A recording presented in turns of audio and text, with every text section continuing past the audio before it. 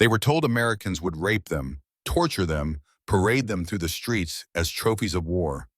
Propaganda had prepared them for hell. But when 47 Japanese women stepped into Fort McClellan, Alabama, in September 1945, the enemy destroyed them. Not with violence, with something they never expected.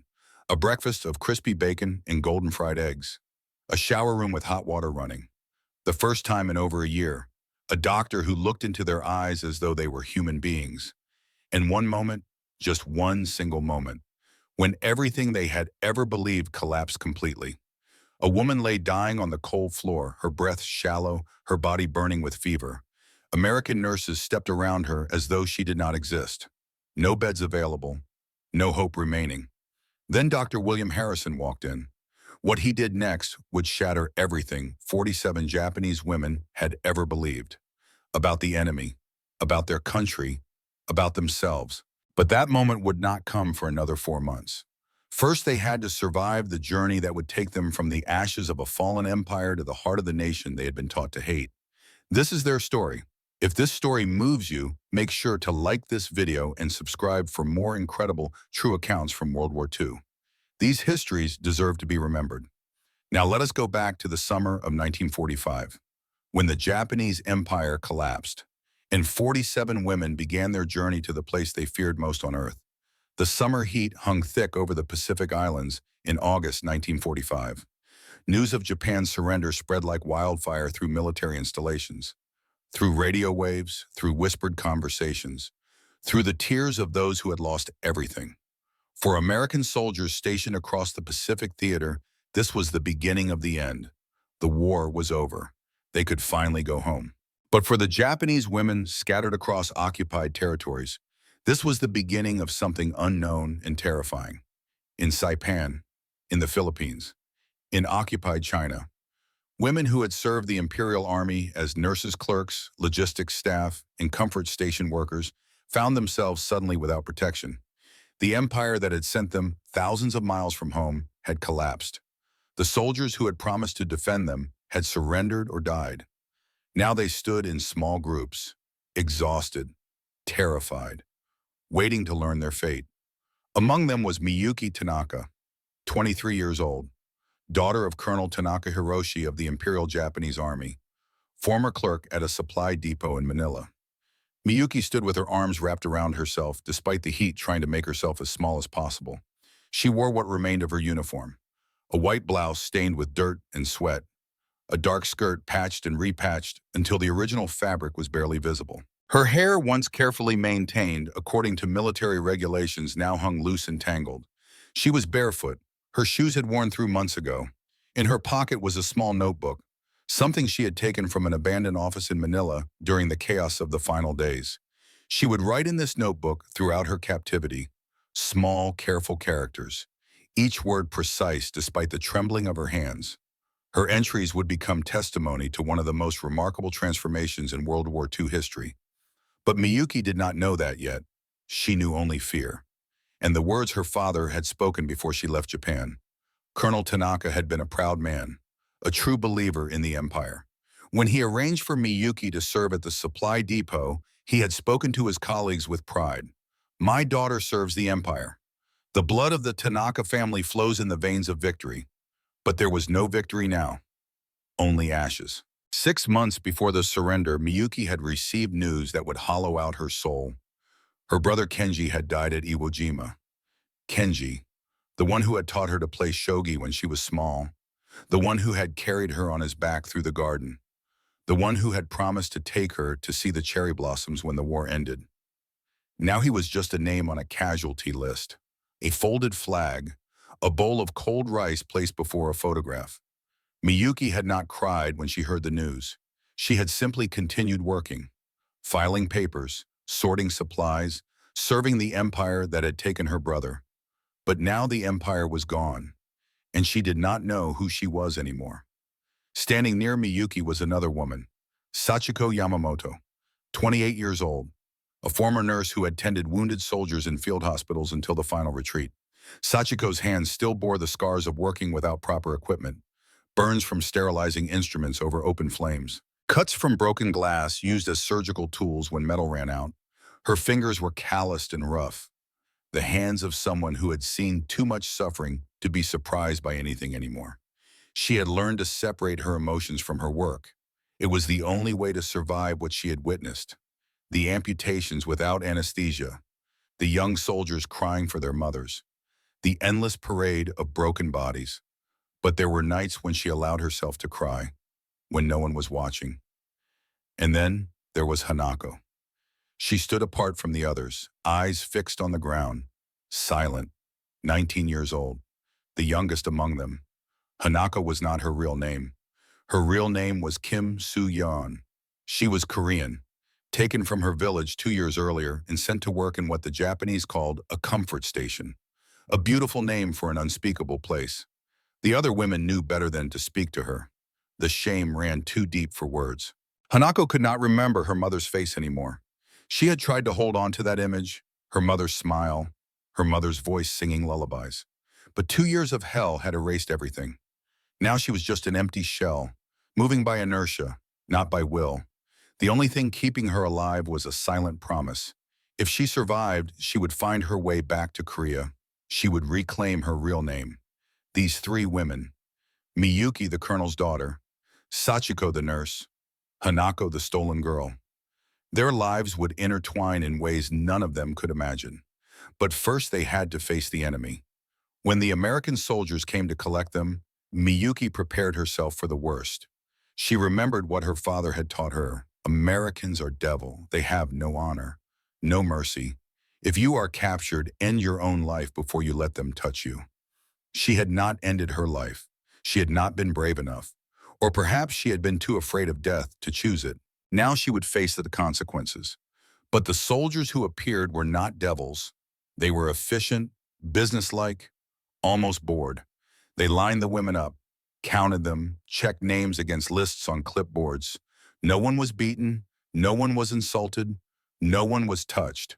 "Move it! Let us go!" One soldier spoke with a tired voice, the voice of a man who just wanted to go home. Miyuki waited for the first blow. It never came. The women climbed into the backs of military trucks, their bodies pressed together as they tried to make themselves small. Canvas covers blocked most of the sunlight, leaving them in hot, dim shadow. As the engine started and the trucks began to move, some women closed their eyes and prayed. Others simply stared straight ahead, minds blank with fear and exhaustion. "They will kill us at sea," someone whispered in the darkness. "They will throw us overboard when no one can see." "No," another voice answered. "They will take us to America and put us in cages.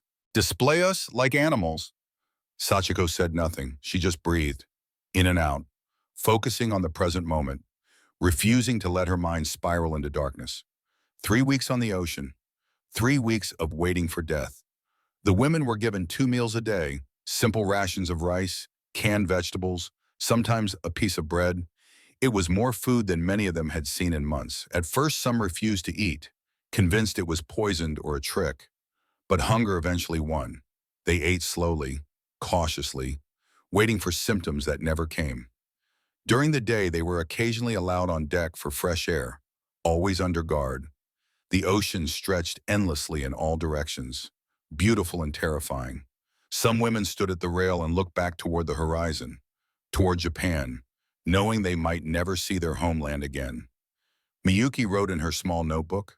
Her handwriting was precise despite the ship's movement. Day 8. We are still alive. The Americans feed us. I do not understand why. Sachiko says we should not question it. Just accept. But I cannot stop thinking about what comes next. What do they want from us?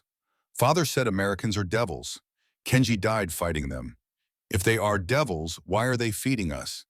The questions circled in her mind like sharks, finding no answers, only more questions. Then on the 15th day, they saw the California coast. Miyuki stood at a porthole, unable to believe her eyes. Buildings rose in neat rows, untouched by bombs, streets intact, cars moving along roads, everything whole, functioning, alive. It is as if the war never touched them. She whispered the words without meaning to. The contrast crushed like a bomb. In Japan, they had heard about cities flattened, about Hiroshima and Nagasaki vanishing in white flashes, about families huddled in shelters eating grass and bark to survive. And here was the enemy, without a scratch. Sachiko stared through a porthole, her medical mind cataloging what she saw. Clean streets, healthy children playing, buildings with intact roofs. She thought of the makeshift hospitals where she had worked, the shortages, the desperation, the death. And here was the enemy, with abundance beyond imagination. Something shifted inside her then. Not hope. She had learned not to hope. But a small crack appeared in the wall of certainty, a tiny space where questions could exist. From San Francisco, they were loaded onto trains. This was perhaps the strangest part of the journey. The train cars were clean, cushioned seats, windows that could open. The women sat stiffly afraid to touch anything. This comfort had to be a trap. Through the windows, America rolled past. Mountains gave way to deserts, then plains, then forests. They saw towns and cities, farms and factories, all untouched by bombs. Children played on streets. Women went shopping with baskets full of food. Men drove cars that gleamed in the sunlight. How can this be real? Someone whispered, how can any country be this big, this wealthy, this whole? Every mile of railroad track hammered a truth into their heads, a truth they were not ready to face. The empire had told them America was weak, decadent, on the verge of collapse. But this country did not look like it was collapsing. It looked like it was thriving. The train traveled east for days. The women barely slept. They watched America pass by their windows like a fever dream. A world that made no sense, Miyuki wrote in her notebook. Day 20. We are crossing America by train. The seats have cushions. The windows are clean. Outside, I see farms with more food than I have ever seen in my life. Cows grazing in green fields. Silos full of grain. This is the enemy we were fighting. This is the nation we thought we could defeat. I feel like I have been living in a dream. Now I am waking up, and the waking is painful. Fort McClellan, Alabama, September 1945. The heat hit them like a wall when they stepped off the bus. Dry and heavy, different from the Pacific heat they knew. Sweat immediately soaked through their thin clothing. Guard towers stood at intervals along the fence. Barracks stretched in orderly rows. American soldiers moved about their duties. It looked like a military installation anywhere in the world, functional and austere, but it was not what they had been told to expect. No cages, no jeering crowds, no public displays of humiliation, just buildings and fences and soldiers doing their jobs. The women were lined up outside an administrative building, told to wait. An American officer emerged flanked by a translator. You will be processed. The translator spoke in Japanese. Her accent was strange but understandable. You will be given quarters, uniforms, work assignments. You will work while you are here. You will be treated according to the Geneva Convention. Do you understand? The women nodded, not understanding most of what was said, only catching the words work and treated. Work they could understand. Treatment was still a mystery. The first stop was the medical building. The women were lined up outside a long, low structure painted white. The door was propped open. They could see nurses moving inside in crisp white uniforms. The sight made Sachiko's heart clench. She had been a nurse once, in another life. One by one they were called inside. When Miyuki's turn came, she walked into the examination room with her arms wrapped around herself, eyes fixed on the floor, preparing for pain. The doctor was an older man with gray hair and glasses. Dr. William Harrison, 55 years old, career military physician.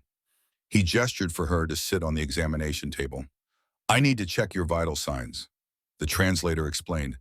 The doctor needs to make sure you are healthy. Miyuki sat rigidly as the doctor approached. She flinched when he reached out, but his touch was gentle, professional. He checked her pulse, listened to her breathing, looked at her eyes and throat. Throughout the examination, he maintained a calm, detached demeanor. He was neither cruel nor especially kind. He was simply a doctor doing his job. When he finished, he made notes on a clipboard and spoke to the nurse. You are malnourished and dehydrated, the translator told Miyuki. You will be given supplements and a special diet to help you gain weight. Do you have any pain or injuries? Miyuki shook her head, unable to speak. The doctor nodded and gestured that she could go. As she left the room, she felt dizzy with confusion. He had touched her, examined her, and then let her go. No violence, no humiliation, just a medical examination. Outside, the other women waited anxiously for her report. What did they do? Someone whispered, "They examined me." Miyuki said slowly, "Like a doctor, just like a doctor." The women looked at each other, uncertain how to process this information. After medical examinations, they were directed to another building. This one held rows of shower stalls and benches. The air was warm and humid, filled with the smell of soap. An American nurse, a woman in her 40s with a kind face, tried to explain through gestures what would happen. They would shower, they would be given soap and shampoo. Their old clothes would be taken and destroyed. They would be given new clothes. The women stood frozen. This was the moment they had dreaded. They would be forced to strip naked before the enemy, to stand vulnerable and exposed. This was where the humiliation would begin, but the nurse simply pointed to the showers and left. Closing the door behind her, they were alone, slowly, hesitantly. The women began to undress. They helped each other with buttons and ties, movements mechanical, prepared for the worst. When they were naked, they stood huddled together, waiting for something terrible. Nothing happened. Finally, Sachiko stepped forward and turned on one of the showers. Water poured out, cold at first, then warming, then hot. Hot water. Running hot water. Steam began to rise. Sachiko's eyes widened. For the first time in over a year, she felt hot water on her skin. She picked up the bar of soap from the shelf. White, unmarked. It smelled clean, like spring. She turned it over in her hands, hardly believing it was real. One by one, the other women joined her. They stood under the showers, feeling months of dirt and grime wash away, and they began to cry. Not from pain, from something else entirely. A feeling they had forgotten, the feeling of being clean, the feeling of being human. Hanako stood under the water, letting it pour over her. This was the first time in 2 years she had felt clean. She scrubbed her skin until it was red, trying to wash away more than just dirt, tears mixed with water. And she did not know if she was crying from relief or from grief for everything she had lost. The women stood under the showers for a long time, longer than they needed to. None of them wanted the moment to end. After showering, they were given simple cotton dresses and directed to the mess hall. The building was large with long tables and benches. The smell of cooking food hit them as soon as they entered, and several women stopped in the doorway. Overwhelmed, American soldiers were eating at some of the tables. They glanced at the Japanese women with curiosity, but made no aggressive moves. The women were directed to a separate section of the hall, where trays had been set out. On each tray was more food than most of them had seen in months. White rice, soft and perfectly cooked, steamed vegetables, still bright green, a piece of fried chicken, golden brown and crispy, a roll with butter, real butter, a cup of something that looked like chocolate pudding, and a tall glass of milk, white and fresh and cold. The women stood staring at the trays, unable to move. This had to be a trick, a test of some kind, or perhaps it was meant for someone else. "Sit, eat," an American soldier said, gesturing to the tables. His tone was not unkind, just matter of fact. Slowly, the women sat down. They picked up their forks with trembling hands. Miyuki looked at her tray, then at Sachiko, who sat across from her. Sachiko nodded slightly, and they both took small bites. The rice was perfect, soft and white. The vegetables were cooked but still had texture.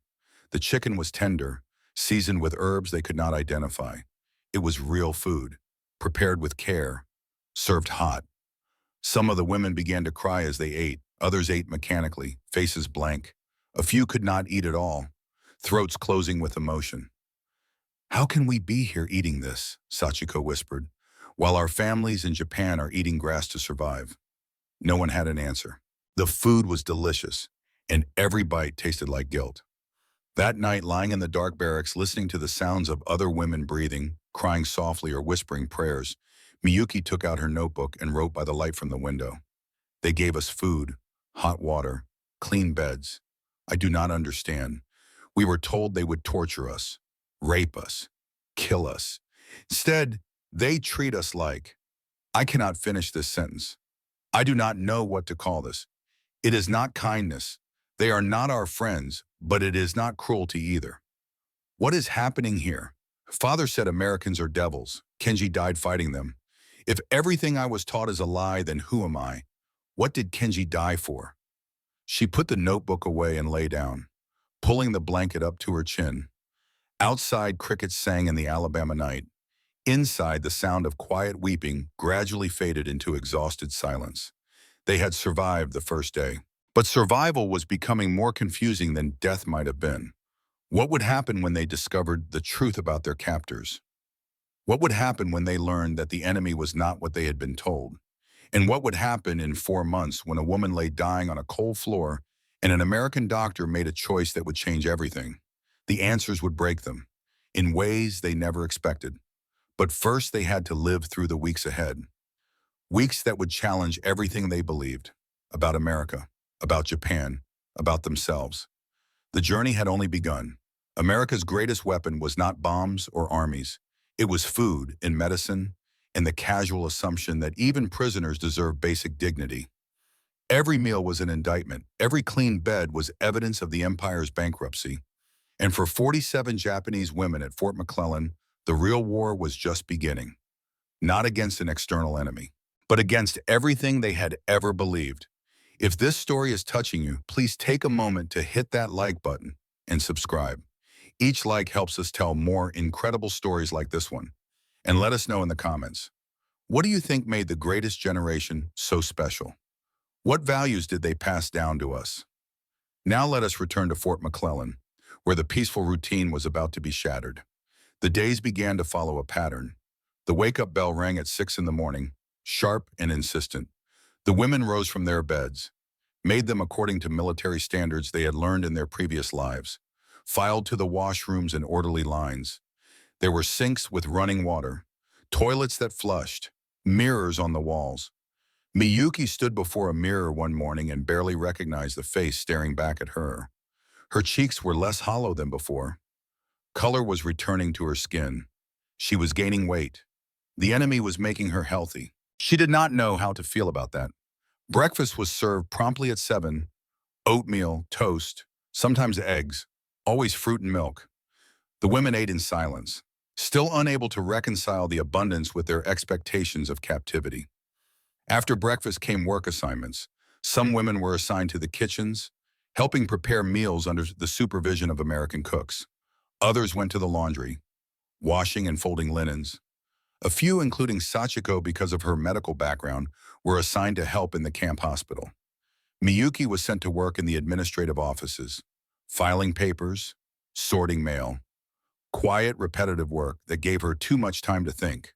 She worked alongside American clerks who mostly ignored her, speaking to each other in English she could not understand, laughing at jokes she could not share, living their normal lives while she existed in a strange space between prisoner and guest. The work was not difficult, no one was cruel. The Americans gave instructions, expected them to be followed, and that was all. It was strangely anticlimactic. Miyuki had prepared herself for torture, for humiliation, for a battle of wills against brutal captors. Instead, she found herself filing papers in a quiet office while American women chatted about their weekend plans. The mundanity was more disorienting than violence would have been. 6 weeks after their arrival, letters began arriving from Japan. They came filtered through military censors, some words blacked out, some pages missing entirely. But enough remained to paint a picture of what had become of their homeland. The women crowded around anyone who received mail, desperate for news from home. What they learned was devastating. Japan was in ruins. Cities had been reduced to ash. Hiroshima and Nagasaki were gone, wiped out by weapons beyond comprehension. Millions were homeless, starving, struggling to survive in the wreckage of the empire. One woman received a letter from her mother describing life in a refugee camp. They ate once a day if they were lucky. Rice gruel mixed with grass. Children were dying of malnutrition. Old people simply lay down and did not wake up. Another woman learned that her entire family had died in the Tokyo firebombing.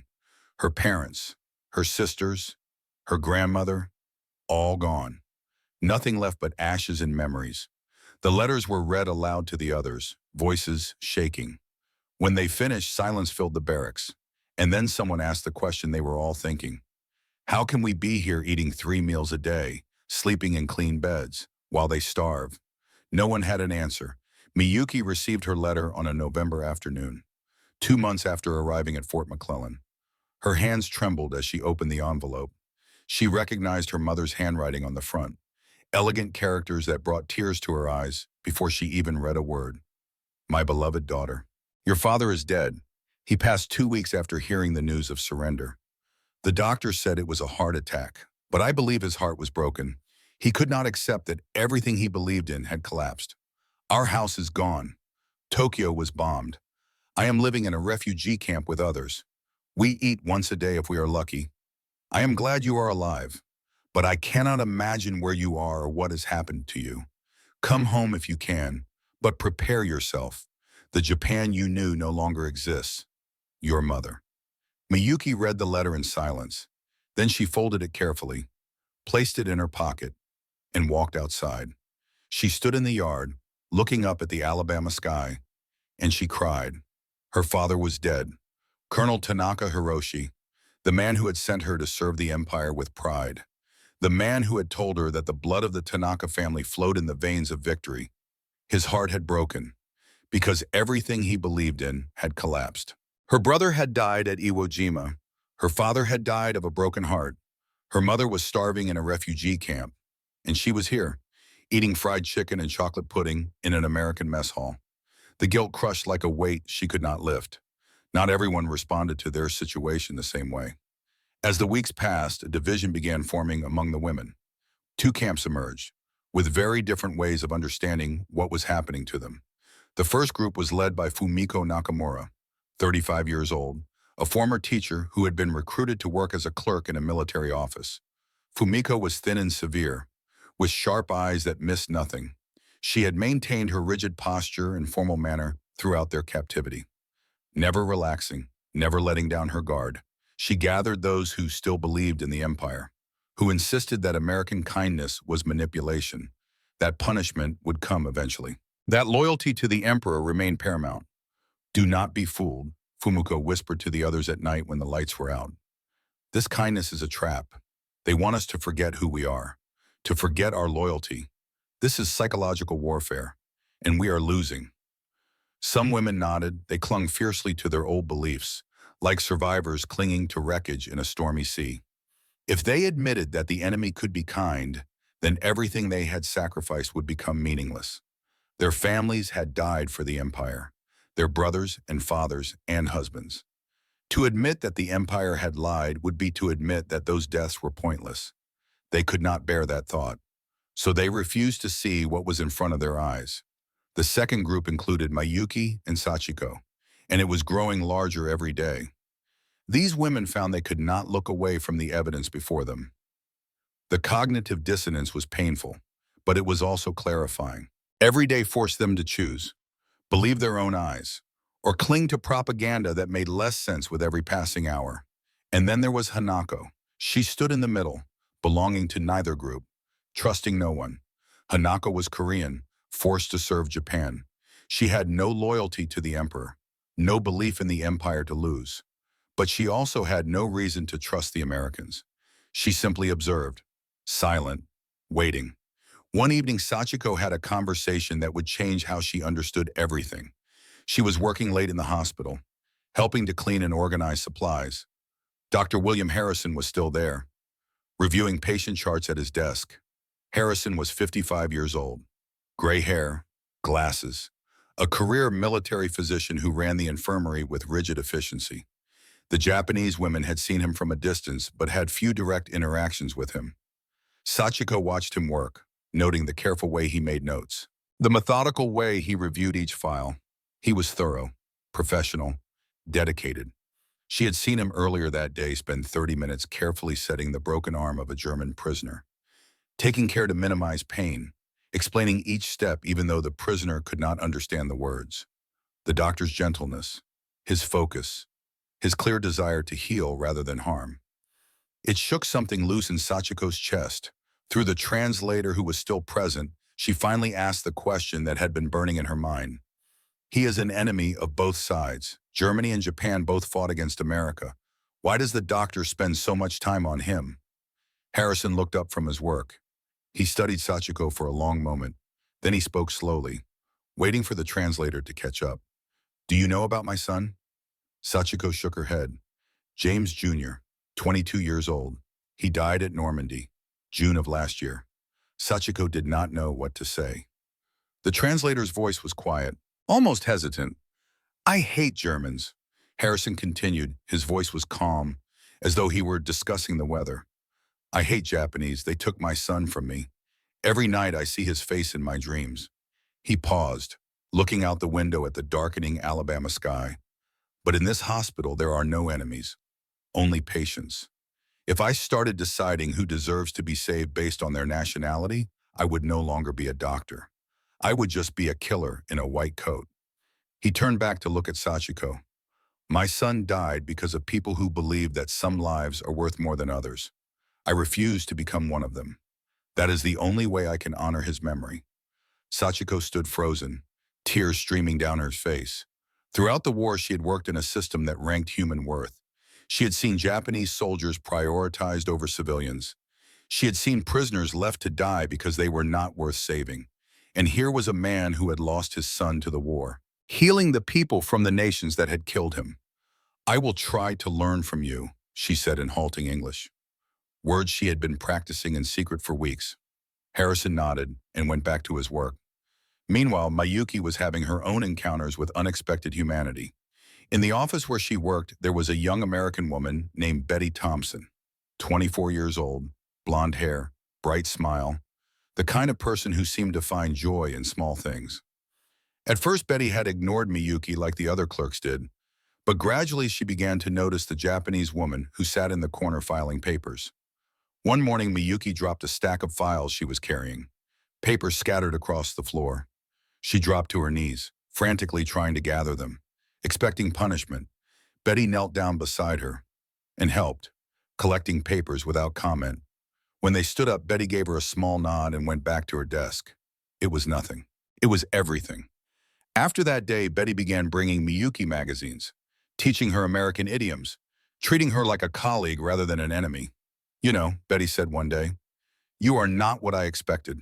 When they told us we would be working with the Japanese prisoners, I thought, well, I do not know what I thought, but you are just people, just women trying to get through this.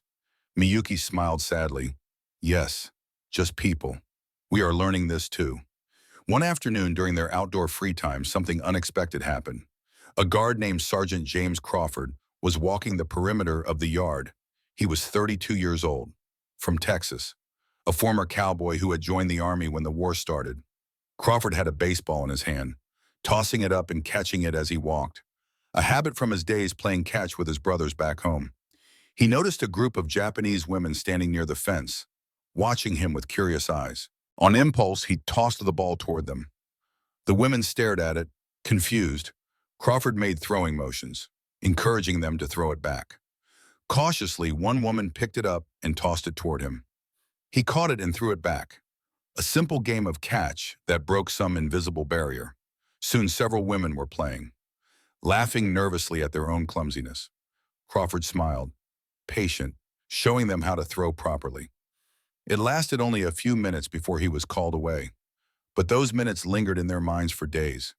Miyuki wrote about it in her notebook that night. Today we played. I do not remember the last time I played anything. It felt wrong to laugh. It felt good to laugh. I do not know how to hold both truths at once. 6 weeks into their captivity, they learned about the canteen. It was a small store on the base where they could purchase items with camp script, tokens they earned for their work. The women were given a small allowance each week, and they could spend it on personal items. When they first entered the canteen, they stopped in the doorway. Stunned, shelves held chocolate bars, cigarettes, writing paper, pencils, toothpaste, soap, even small bottles of perfume. There were magazines, candies, needles and thread, hair ribbons. It was abundance beyond comprehension. Miyuki stood before a shelf of chocolate bars, her hand hovering but not touching. In Japan, chocolate had become a distant memory, a luxury from before the war. Here were rows of it, available for purchase with tokens earned by sorting American mail. She bought one bar. That night, she sat on her bed and unwrapped it slowly, savoring each square. The sweetness exploded on her tongue, rich and overwhelming. Tears ran down her face as she ate. She did not know if she was crying from joy or shame, or some emotion she had no name for. "We are prisoners who live better than we ever did when we were free," Sachiko said one night, her voice heavy with confusion. "What does that make us?" No one answered. The question was too big, too painful, and the answer seemed to change with every passing day. The whispered conversations continued every night after lights out. Dangerous conversations. Treasonous even. But in this strange liminal space thousands of miles from home, and everything they knew, the women found they could speak truths they had never dared voice before. "Do you think our government lied to us?" someone asked in the darkness. "Not lied," another replied carefully. "Maybe they did not know. Maybe they believed it themselves. Or maybe," a third voice said quietly, "they knew exactly what they were doing. Maybe the lies were necessary to keep us fighting." Silence followed these words, heavy and uncomfortable. Because if the lies were deliberate, then everything they had suffered was not tragic. It was criminal. 1 week later, Hanako came to sit beside Miyuki. This was the first time the young Korean woman had initiated a conversation. Throughout 3 months of captivity, she had barely spoken a word. "What are you writing?" Hanako asked softly, looking at the notebook. "I am trying to record what is happening, so I do not forget." Hanako was silent for a long moment. Then she spoke. "I am not Japanese. My real name is Kim Soo-yeon. I am from Korea. I was taken from my village and forced to serve." Miyuki did not know what to say. She had heard of comfort women, but she had never thought of them as real people with real names and families. "I am sorry," Miyuki said, knowing the words were not enough. "The empire did this to me," Hanako said. "The empire that you and your father and your brother served. And now the empire has collapsed. I should feel happy, but you do not. I feel nothing. I am just empty." Hanako looked down at her hands, hands that had endured unspeakable things. "But there is one thing I know," she continued. "These Americans, they do not know who I am. They do not know I am Korean, taken by Japanese as a slave. To them, I am just a prisoner, and they treat me the same as everyone else. Same food, same bed, same hot water." She looked at Miyuki. The empire ranked human beings, Japanese at the top, then other nationalities, then people like me at the bottom. But the Americans, they do not rank. To them, we are all patients, all prisoners, all human beings. This conversation opened a new depth in Miyuki's mind. The empire had not only lied to its citizens, it had committed unspeakable crimes against others. Her brother had died for this empire. Her father's heart had broken for this empire. And now she was learning what this empire had really done. The tension between the two groups finally exploded into open conflict on a December evening. Fumiko saw Miyuki teaching a few other women English words she had learned from Betty. "What are you doing?" Fumiko asked, her voice sharp as a blade. "I am teaching them some words. It is useful for work." "Useful." Fumiko stepped closer. "You are learning the language of the enemy. You are eating their food, playing their games, smiling at them. Do you know what your brother would think? The one who died fighting against these people." Miyuki stood up, her face pale. "Do not speak about my brother." "Why not? He died for our country, and you are here, collaborating with the people who killed him." "He died for lies," Miyuki said, her voice rising higher than she intended. "We were all lied to. Look around you. They feed us, give us medicine. Clean beds. Are these the devils we were told about? That is psychological warfare. That is the truth," Miyuki was shouting now. "And if you cannot see it, then you are blind. Blind like my father was blind. Blind like all of us were blind." Silence fell over the barracks. No one dared breathe. Fumiko looked at Miyuki with disgust, then turned and walked out. That night, the barracks divided into two clear camps. The next morning, Miyuki found her notebook torn. Someone had ripped out 3 pages. The pages where she had written about her father's death, about her doubts, about her questions. She knew immediately who had done it. Fumiko stood across the barracks, arms crossed, eyes hard. "Those words are treason," Fumiko said. "You should thank me for destroying them before the Americans found them, before they used your weakness against all of us." Miyuki felt something crack inside her. Not anger, something colder. "You did not destroy my words," she said quietly. "You destroyed my memories of my father, my private grief, my only connection to him." She picked up the torn notebook, held it to her chest. "And I will never forgive you for that." From that moment, there was no going back. The division was complete, and Miyuki understood that some betrayals came not from enemies, but from those who claimed to protect you. But there was one woman who observed all of this without taking sides. Tomoko Sato, 42 years old, the oldest among them, a former teacher who had been recruited to work as a clerk in the Philippines. Tomoko was quiet, dignified, deeply traditional. She had maintained her reserve throughout their captivity, neither accepting nor rejecting the situation, simply enduring it with stoic patience. She watched the conflict between Fumiko and Miyuki without comment. She watched the division forming among the women. She watched everything with the eyes of a teacher, learning, remembering, waiting. One night she came to speak with Miyuki. "You are in pain," Tomoko said gently. "I can see it." Miyuki nodded, unable to speak. "I am too. We all are. But pain is not the enemy. Pain is a teacher. It is teaching us something, if we are willing to learn." "What is it teaching?" Miyuki asked. Tomoko smiled sadly. "I do not know yet, but I think we will find out soon." In early January 1946, Tomoko fell ill. At first, it seemed like a simple cold. She coughed, ran a slight fever, continued working. But within days, her condition deteriorated rapidly. The fever spiked. She became delirious. Her breathing turned labored, the rattling wheeze of lungs filling with fluid. Sachiko recognized the symptoms immediately. Pneumonia and severe. Tomoko was moved to the infirmary, but there were no beds available. The flu had been sweeping through the camp. The medical ward was full. Tomoko was placed on a mattress on the floor. In a corner of the ward, a thin blanket pulled over her shaking body. The other Japanese women came to visit when they could. They knelt beside her on the cold floor, holding her hand, speaking soft words of comfort that they did not really believe. Tomoko barely responded. Her breathing was shallow, her skin burning hot, her eyes closed and sunken. "She is dying," Sachiko told Miyuki privately. They stood outside the infirmary, looking through the window at Tomoko's still form on the floor, without proper treatment, antibiotics, oxygen. "She will not survive the week." "Will they treat her?" Miyuki asked. "She is just a prisoner. Will they waste medicine on her?" Sachiko did not answer. She did not know.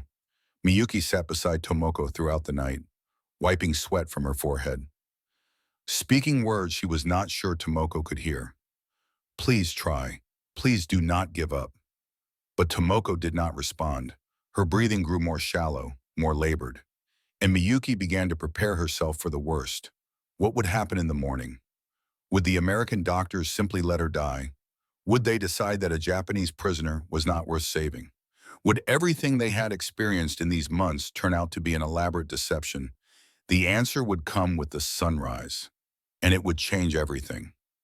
In Japanese culture, touching a strange woman was forbidden. A man never touched a woman who was not his wife or relative, especially not in an intimate position like carrying her in his arms. Dr. William Harrison did not know this. He only saw a patient who was dying and needed to be saved, and that ignorance would shatter everything. If this story is moving, you take a moment right now to hit that like button and subscribe. These stories from World War II deserve to be remembered. And if you or your family members have stories about prisoners of war or about unexpected kindness during wartime, we would love to hear them in the comments. Now let us return to that January morning, when everything changed. The morning light filtered through the infirmary windows, gray and pale, January in Alabama, cold enough to see your breath in the air. Tomoko lay on the thin mattress on the floor, her face pale and drenched with sweat, her breathing shallow and labored. the rattling wheeze of lungs drowning in fluid. She had not opened her eyes in the 12 hours. Her lips were cracked and dry, her skin burned with fever. She was slipping away. The other Japanese women had gathered near her, kneeling on the cold floor, holding her hand, whispering prayers to gods they were no longer sure existed. Miyuki had been there all night, her eyes red from crying, her voice hoarse from speaking words of encouragement that felt increasingly hollow. Please hold on. Please do not leave us. But Tomoko did not respond. She was beyond hearing now, somewhere between this world and the next. American nurses moved through the ward, checking on other patients, stepping around the Japanese women on the floor as though they were furniture. Not cruel, just busy. The ward was full, resources were stretched, priorities had to be made, and a dying Japanese prisoner was not a priority. Then Dr. William Harrison walked in. He was making his morning rounds, clipboard in hand, white coat crisp and clean, gray hair neatly combed, glasses perched on his nose. He moved through the ward methodically, checking charts, giving instructions, the efficient movements of a man who had done this thousands of times. When he reached the corner where Tomoko lay, he stopped. For a long moment, he simply stood there, looking down at the woman on the floor, his face unreadable. The Japanese women watched him, holding their breath, waiting for him to walk away, waiting for him to decide that she was not worth saving. Harrison knelt down. He pressed 2 fingers against Tomoko's neck, checking her pulse. Weak, rapid, irregular. The pulse of someone whose heart was struggling to keep working. He leaned close and listened to her breathing. The wet rattle of pneumonia was unmistakable, fluid filling the lungs, drowning her from the inside. He lifted one of her eyelids, shone a small light. Her pupils responded sluggishly. She was still in there, somewhere, fighting. Harrison stood up, and then he spoke, in a voice that allowed no argument. Get me a bed. The nurses looked at him, startled. Dr. Harrison, the ward is full. There are no beds available. Then clear one. His voice was calm but absolute. Move someone to a chair if you have to. I need a bed for this patient. Now. The nurses hesitated for only a moment. Then they scrambled to obey. A soldier with a minor leg injury was helped to a chair. His bed was stripped and remade with fresh sheets. Harrison continued giving orders. Start her on penicillin immediately. I want oxygen ready. IV fluids. Full monitoring. Move. The nurses rushed to gather supplies. The ward erupted into controlled chaos, everyone moving with purpose. Harrison turned to the Japanese women who had gathered near Tomoko. I need help moving her, he spoke through the translator who had appeared at the commotion. The nurse is getting supplies. You. The one with medical training, he pointed at Sachiko. Help me lift her. Carefully. Support her head and back. Sachiko moved forward, trembling, not understanding what was happening. And then Dr. William Harrison did something that no one expected. He bent down and gently slid his arms under Tomoko's frail body. Sachiko moved to support her from the other side. Together they lifted her, Harrison taking most of the weight, his face set in concentration. He carried her across the ward, not dragged, not pushed, carried, in his arms, like a father carrying an injured child. He laid her gently on the freshly prepared bed. He adjusted her head on the pillow, pulled the blanket up to cover her shivering body, checked her pulse again. His movements were practiced and professional, but also unmistakably gentle.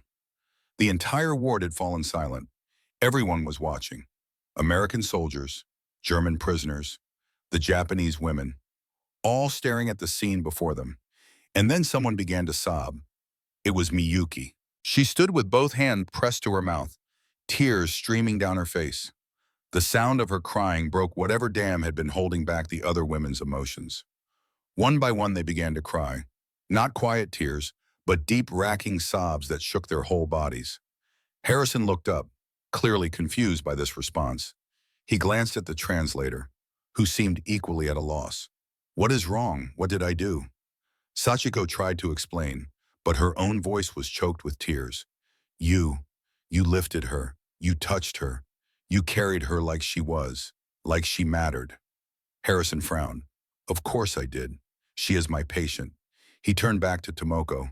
beginning treatment as though nothing unusual had happened. But for the Japanese women, everything had changed, forever. The ward remained busy for the next hour, nurses administering medications, adjusting equipment, monitoring vital signs. Harrison oversaw everything, making adjustments, giving instructions. Tomoko was connected to an IV drip. An oxygen mask was placed over her face. The penicillin began its work, fighting the infection that was trying to kill her. The Japanese women stood against the wall, out of the way, watching in stunned silence. Finally, Harrison stepped back from the bed, satisfied that everything was in order. "She is stable for now," he said through the translator. "The next 24 hours will be critical. The penicillin needs time to work. But she is strong. I think she will survive." He looked at Sachiko. "You can help with her care if you want. I will teach you what to do." Then he walked away, moving on to his next patient. Just another day at work. But Sachiko stood frozen, unable to move, unable to process what had just happened. This man, this American doctor, this representative of the enemy, had just saved the life of a Japanese prisoner. He had used his own hands to lift her, had carried her to a clean bed, had devoted precious medicine and equipment to keeping her alive.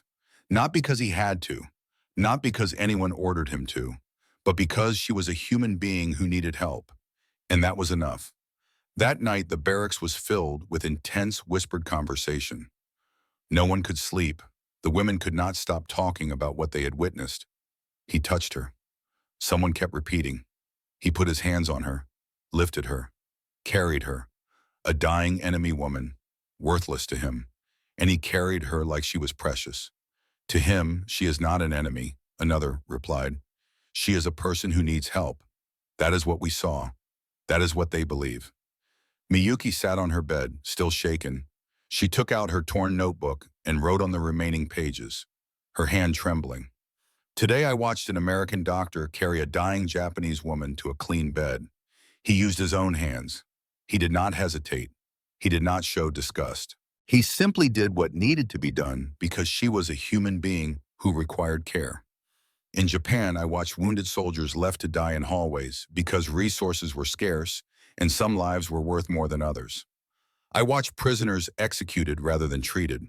I participated in a system that ranked human worth based on nationality and utility. And here is an enemy doctor who clearly does not. My entire worldview has been built on lies. Father died because his heart broke when the empire collapsed. Kenji died fighting against these people. And now I am here, being healed, being fed, being treated with dignity by the people I was taught were devils. What did they die for? What were all those deaths for? Around her, other women were having similar reckonings. Years of propaganda, of teaching, of certainty, all collapsing under the weight of one simple act of human decency. Even Fumiko was affected. The leader of the conservative faction sat on her bed in silence. She had watched Harrison carry Tomoko. She had seen the gentleness in his movements, the care in his actions, and she could not explain it away. Not as a trick, not as manipulation, not as psychological warfare. It was just a man, helping a woman who was dying. Because that was what doctors did. Simple, undeniable, and completely at odds with everything she had believed. Over the next week, Tomoko slowly improved. The penicillin fought the infection. The oxygen eased her breathing. Her fever began to drop. Color returned to her cheeks. Dr. Harrison checked on her daily, adjusting treatment, monitoring progress, giving her the same careful attention he gave all his patients. The Japanese women visited whenever allowed. They sat beside her bed, held her hand, whispered encouragement, and they watched the American medical staff work with something approaching awe. Sachiko was allowed to assist with Tomoko's care. She learned how to administer IV medications, how to check vital signs, how to adjust oxygen flow. Harrison taught her patiently, explaining each procedure, answering her questions, treating her like a student, not like an enemy. One day while they were working together, Sachiko finally asked the question that had been haunting her. "Why do you teach me? Why did you save her? We are your enemies." Harrison did not look up from his work. "The war is over. In this hospital, there are no enemies, only patients and healers. That is all." He paused, then continued. I teach you because you want to learn and because you are good at this. I saved her because that is my job and because every life has value. It is really that simple. He looked at her then. I know what you were taught about us. I know what propaganda does. But I hope you will judge us by what you see, not by what you were told. That is all I ask. Sachiko bowed deeply, tears sliding down her face. Thank you, she said in halting English. I see now, I understand. Harrison nodded and went back to his work. 3 weeks after falling ill, Tomoko was finally well enough to return to the barracks. She was a different woman now. Not just physically stronger, but changed in some fundamental way. She had been cared for, had felt the value placed on her life, had experienced mercy from those she had been taught to hate. The night she returned, the women gathered around her bed, waiting to hear what she would say. Tomoko spoke quietly, her voice still weak but clear. When I was lying on that floor, burning with fever, I prayed for death. I thought it would be easier. She paused, taking a shaky breath. But he lifted me up. He carried me as though I weighed nothing, as though I mattered. And in that moment, I understood that I had been wrong about everything. She looked around at the women, tears in her eyes. We were told we were superior, that our way was the only way, that the enemy was less than human. But I have been shown more humanity by the enemy than I ever received from those who claimed to care for me. She looked at Fumiko, who sat in the corner, silent. What does that mean? What do we do with that truth? For a long moment, no one spoke. Then Fumiko stood up. Everyone turned to look at her. The woman who had led the resistance, the woman who had torn Miyuki's notebook, the woman who had refused to see. She walked slowly to Tomoko's bed, and then she did something no one expected. She knelt. I was wrong, Fumiko said, her voice breaking. I was so afraid of losing everything I believed in that I refused to see what was in front of me. I attacked those who were trying to understand. I destroyed instead of learning. She looked at Miyuki. I tore your notebook because I was terrified of what you were writing, because your questions were my questions, and I was too much of a coward to ask them. Tears ran down her face. I am sorry for everything. Miyuki looked at her for a long moment, the woman who had been her enemy, the woman who had hurt her, and then she reached out and took Fumiko's hand. We were all blind, Miyuki said softly. But now we see. The barracks fell silent, and in that silence something healed.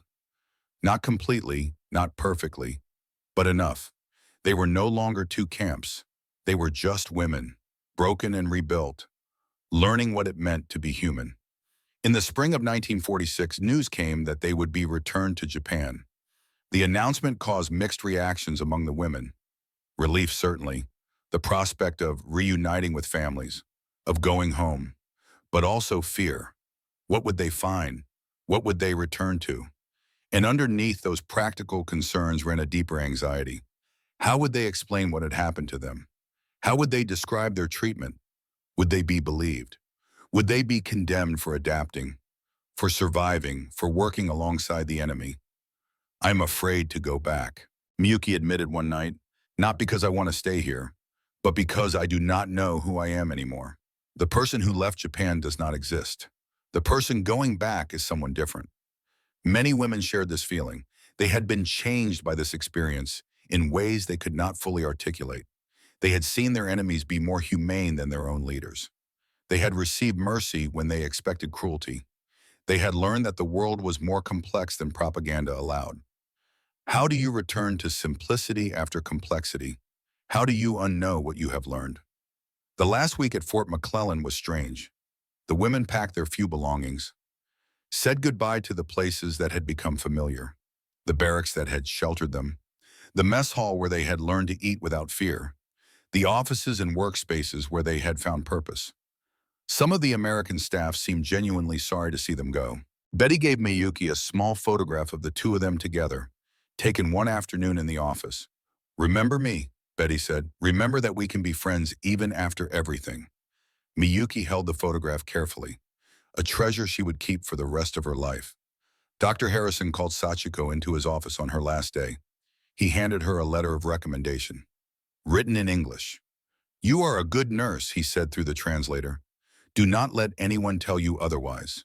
Do not let what happened to your country make you forget your own skills and value. You saved lives here. You can save lives there. Medicine is medicine regardless of politics. Sachiko took the letter with shaking hands. I will never forget what you taught me, what you showed me. I will try to be worthy of it. The day of departure arrived. The women were loaded onto buses, then trains, retracing the journey they had made months before. But they were different travelers now. They had arrived terrified, convinced they were heading toward death. They left confused, grateful, and fundamentally changed. The ship that took them back to Japan was crowded with returning prisoners and displaced persons. The women stayed together, a unit bound by shared experience. When the Japanese coast finally appeared on the horizon, many women began to cry. Home. After everything, they were going home. But the Japan they returned to was unrecognizable. The ship docked at Yokohama, and the women stared in horror at what their country had become. Entire neighborhoods were gone, reduced to ash and rubble. Survivors moved through the ruins like ghosts, faces hollow with hunger and despair. The contrast with America's abundance was stark and painful. They had known intellectually that Japan was destroyed, but seeing it, smelling the ash, hearing the silence where cities should have been alive with sound, it broke something in them. They were processed through a repatriation center, given small amounts of money, and released to find their own way home. Many had no homes to return to. Families had been scattered. Addresses no longer existed. Entire communities had been erased. Miyuki searched for 2 weeks before she found her mother. She was living in a refugee camp on the outskirts of Tokyo, a collection of tents and makeshift shelters. Thousands of people crammed together, surviving on whatever food they could find. When Miyuki finally saw her mother, they fell into each other's arms, both crying too hard to speak. Later, when they could talk, her mother asked the question, "Where were you? What happened?" Miyuki tried to explain. "I was in America. I was a prisoner. They treated us well. They gave us food, medicine, work. They did not hurt us." Her mother stared at her, struggling to understand. "The Americans, they were kind to you." "Yes," Miyuki said quietly, "they were kind. And I do not know how to feel about that. We were enemies. They destroyed our country, but they treated me with more dignity than I had any right to expect." Her mother held her hand tightly. "Then you were lucky," she said finally. "You survived. That is what matters. You can sort out the rest later." Decades passed. The women who had been prisoners at Fort McClellan scattered across rebuilt Japan, making lives for themselves in the new reality. Some never spoke of their experience. Others told carefully edited versions, leaving out the parts that did not fit the expected narrative. Sachiko became a nurse again, working in a Tokyo hospital, using the skills Dr. Harrison had taught her, implementing American medical procedures, advocating for patient-centered care. When colleagues asked where she had learned such techniques, she told them. Most did not believe her. Miyuki became a teacher, like Tomoko had been before the war. She taught her students about the importance of looking beyond propaganda, of judging people by their actions rather than their nationality. She never explicitly told them about Fort McClellan, but the lessons she had learned there informed everything she taught. Hanako finally reclaimed her real name, Kim Soo-yeon. She returned to Korea. She never found her mother, but she found a new life, a new identity. She worked with other survivors, helping tell their stories, so the world would know what had happened. In 1985, 40 years after the war ended, several of the former prisoners organized a reunion. 12 of them managed to attend. Elderly women now, gathering in a small restaurant in Osaka. They shared memories, filled in gaps, compared notes on what had become of their lives. And they talked about the experience that had defined them. "Do you remember when Dr. Harrison carried Tomoko?" Someone asked, everyone nodded. Of course they remembered. How could they forget? It was the moment everything changed. Tomoko herself was there, now in her 80s, but still sharp, still dignified. She spoke quietly. "I have thought about that moment every day of my life since. Not because it was extraordinary, but because it should not have been." She paused, looking around at the familiar faces. Basic human decency should not feel like a miracle. But it did, because we had been taught to expect so much less. She took a breath before continuing. I think that is what I want people to understand. Not that the Americans were perfect. They were not. They destroyed our cities, killed millions, occupied our country. But in that moment, in that hospital, they showed me that enemies can still recognize each other's humanity, and that recognition can change everything. She looked out the window at modern Osaka, the city that had been rebuilt from ashes. We rebuilt this country. We rebuilt our lives. But the most important thing we rebuilt was our ability to see humanity in those who were once our enemies.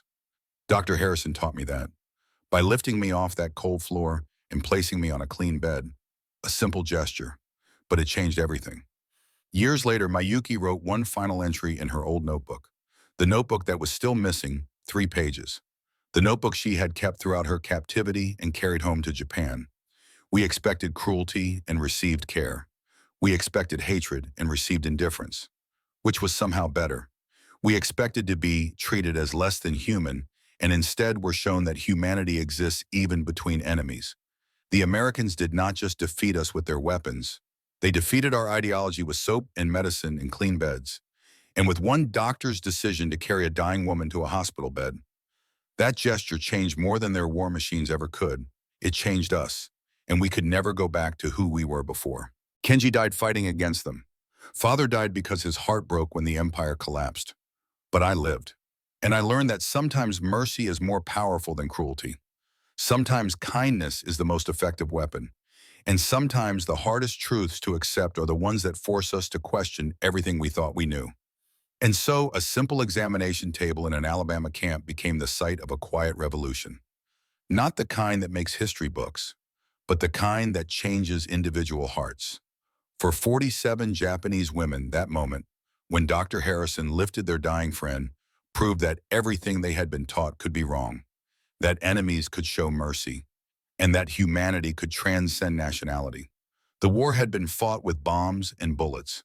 But for these women, the real transformation happened in mess halls and hospitals, in moments of unexpected kindness and uncomfortable recognition. They learned that propaganda could lie, that governments could manipulate, and that the truth was always more complex than anyone wanted to admit. The story of these women is not widely known. It does not fit neatly into narratives of heroes and villains, but it is a story worth remembering. Because it reminds us that in the midst of history's greatest violence, small acts of decency can crack open the hardest hearts. And sometimes all it takes to change everything is one person willing to see another's humanity. If this story has touched you, please like this video and subscribe to our channel. There are thousands of untold stories from World War II, human stories that complicate our understanding of war, peace, and what it means to be human. These stories deserve to be remembered and shared.